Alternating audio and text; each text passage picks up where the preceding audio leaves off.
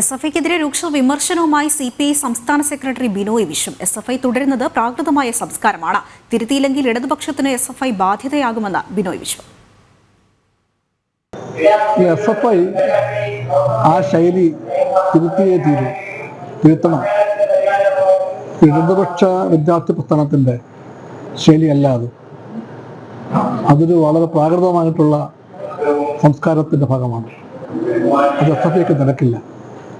എസ്.എഫ്.ഐയിലെ സുഹൃത്തുക്കൾ, സഹാക്കൾ വിദ്യാർത്ഥി പ്രസ്ഥാനത്തിൻ്റെ ചരിത്രം വായിക്കണം. ഇതിൻ്റെ ആരംഭം 1936 AISFൻ്റെ പിറവിയാണ് ഇതിൻ്റെ ആരംഭം. അവിടെ മുതൽ ഇങ്ങോട്ട് വിദ്യാർത്ഥി പ്രസ്ഥാനം ഉയർത്തിപ്പിടിച്ചൊരു സത്പാരമ്പര്യത്തിൻ്റെയും മൂല്യങ്ങളുടെയും പാഠങ്ങൾ നമുക്കറിയില്ല. പുതിയ എസ്.എഫ്.ഐക്കാർക്ക് ഇടതുപക്ഷം എന്ന വാക്കിൻ്റെ അർത്ഥം